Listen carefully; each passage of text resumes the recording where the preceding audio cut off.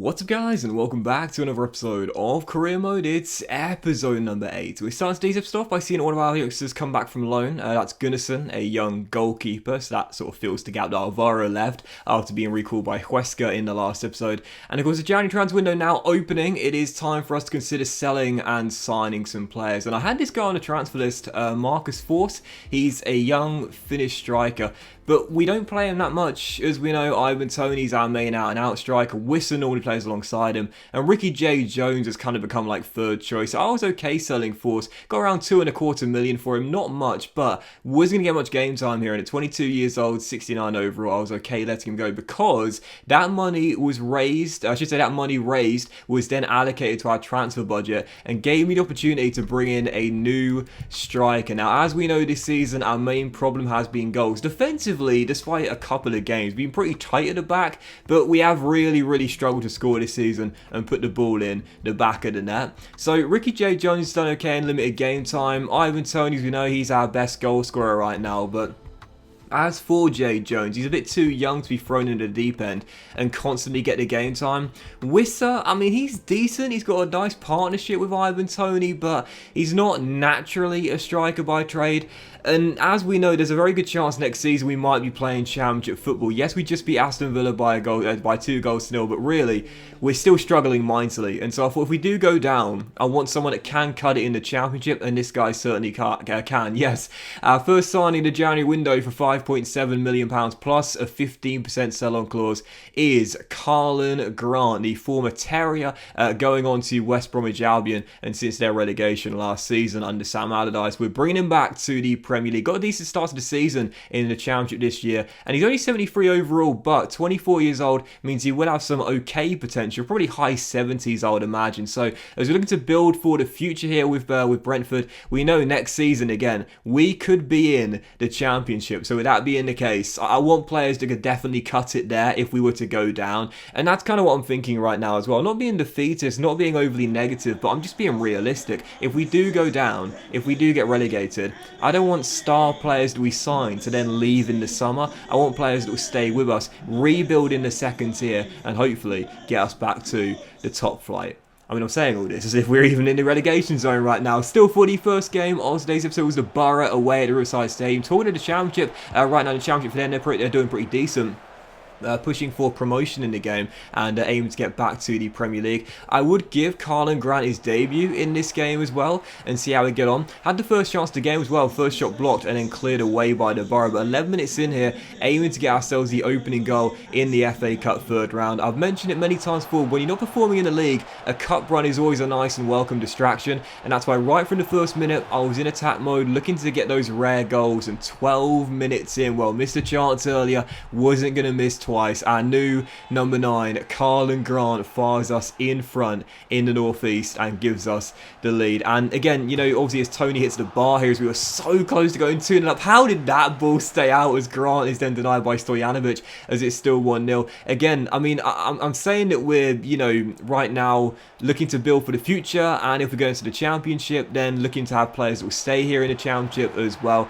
And again, I think Karlan Grant, you know, would definitely do that for us because he's been given a number 9 shirt. But listen, is this guy going to be our starting striker forever? Absolutely not. But I'm thinking, you know, short term, if we do go down or even just stay up, having him as a squad player is probably more beneficial than Marcus Forss, who hadn't scored a goal all season long. He scored 2 on his debut after Ivan Toney fed the ball through there to give us a 2-goal lead. And whilst the Borough will grab a goal back with 6 minutes to go to put us under a little bit of pressure, thankfully, it was nothing other than a consolation goal. So final score at the Riverside, Middlesbrough 1, Brentford 2, a brace for the new boy, Karlan Grant, and that's why we signed him. Again, this is a Championship side we're taking on away from home here. If we're to go down, having this guy in our team, we know he'd be a high-scoring striker in the Championship. It's all about thinking short-term for long-term game. Does that make sense? I hope so. Anyway, through to the FA Cup 4th round, so delighted with that. And again, mentioned it earlier that a good cup run is always a good and welcome distraction when you're struggling in the league. And we got Blackpool, another Championship side in the 4th round. So the Tangerine Army will come and take us on there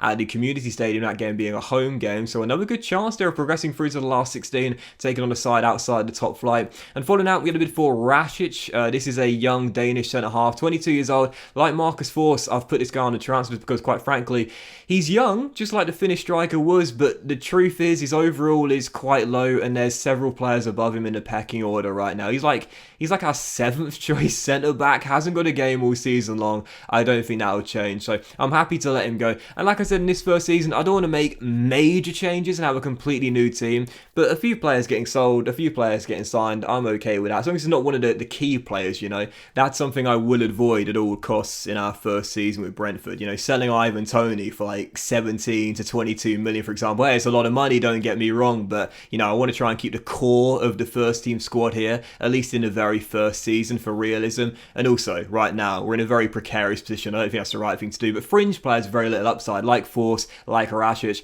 I'm okay selling those guys and looking to replace them with players for the future.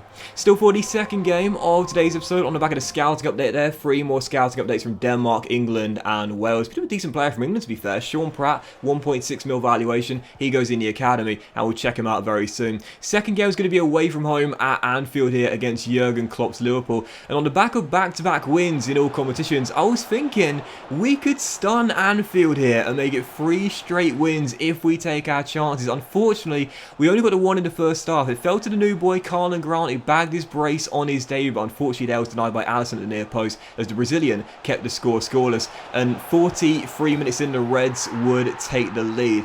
Now, the goal was pretty decent from Thiago. Nice little finesse, but you see it initially down that left-hand side. Sadio Mane nutmegged Big Chris and put him on the floor in the same motion. When I tell you that Ultimate has had a major increase in difficulty this year, I really do mean it. I have to say, it is such a more difficult game mode difficulty. And 47 minutes in, as Liverpool went 2-0 up through Bobby Firmino, drilling it past Raya to give them a 2-goal advantage. That was how the game would finish. 2 goals either side of the break in a 2-0 victory, but really, it could have been more had it not been for some David Raya saves. So, yeah, 2-0 the final score. Mane setting them both up in this game with the first assist. Absolutely glorious. Nutmegging Big Chris and putting him on the floor as well. Even I had to applaud that. That was fabulous. But yeah, I have to say, I've mentioned the gameplay a few times throughout the course of the season so far, and I think sometimes it can be hard to see it when you're just watching, as opposed to playing and feeling it directly yourself. But it is true, the gameplay is just so much more difficult this year, and in previous FIFAs, I mentioned it many times, often the AI were just really passive, never really came at you, put you under much pressure, especially on the highest of difficulties. They were just more concerned about pass accuracy and conserving the ball and retaining the ball.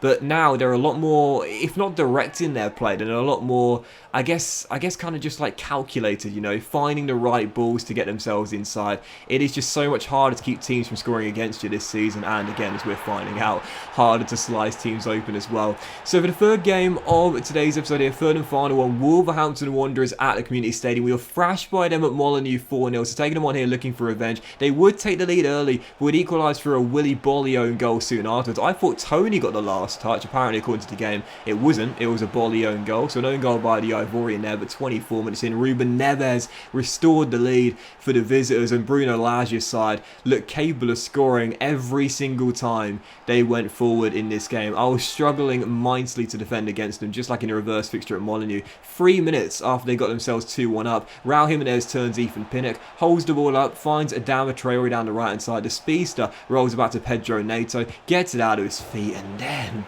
bang! Bangs it in off the underside of the crossbar. And seriously, man, the AI are just so much more ferocious this year in their attacks, but also in going for goal from range as well. They've got a lot of accuracy in their shots. Brentford 1, Wolves 3, and I just could not stop Wolves in this game. The only good thing was that, ironically, all season long, whilst our game has been built on solid defence and keeping teams at bay, and we've been struggling to score, this was one of the games where the form book was completely script. We made it 3-2 right before the break. Wissa banging one in from range himself, making it 3-2, and 22 minutes to go, still trailing by 1. We were still in the game, but again, I don't know what was going on in this game, but to be fair, even in the Liverpool game, yes, we were torn open a few times, but only lost the game by 2. Defensively this season, we have been pretty decent. Best defensive record in the bottom half. Every time Wolves came forward in this game, they looked like scoring. Fabio Silva makes it 4-2, and I just could not contain him in this one. I was thinking, for as good as our attacking play's been in this game, against Bruno Lage's side. I literally can't defend at all. So I could score 4 goals in this game, but Wolves could score 5 or 6. So it's 4-2, 5 minutes to go. Seems like the game is done. Until it's not. Onyeka receives the free ball from Wissa, bangs it past John Ruddy into the top corner. It's 4-3, and I was thinking, okay, alright, we've got one late chance with us down by a goal to salvage a point in what has been an absolute thriller in West London. Final attack of the game in the final minute of normal time. Ivan Toney turns Willy Bolly, slides it out wide to Fosu off the bench, outpaces Jason Denea, and smacks it past John Ruddy to give us a point in an 8-goal thriller. Runs to me to celebrate on the sidelines. I literally just bought him off the bench. It was his first involvement since coming on. And what does he do? He storms clear of the Belgian, drills it past John Ruddy, and gives us a massive, massive, massive point. Final score, Brentford 4, Wolves 4. And I was thinking, is this really? Is this FIFA 22? Like, is this really this Brentford team? Defensively pretty solid all season long, but shipped 4 against Wolves in back-to-back games. But we scored 4 in the game, battling back once again like we did in the game on 3 separate occasions. 4-4 the final score, an 8-goal thriller, and a crucial point in West London. Long way to go in the season. We are still far from safe in 15th place, just 2 points even above the drop zone. But what a thrilling finale we're going to have, man, as Brentford try and keep themselves in the Premier League. That was this episode of Career Mode, guys. Big thank you for watching. If you enjoyed it, if you haven't, please drop a like. Much love to you all. Have a fantastic day, and I'll see you for the next episode of Career Mode very soon.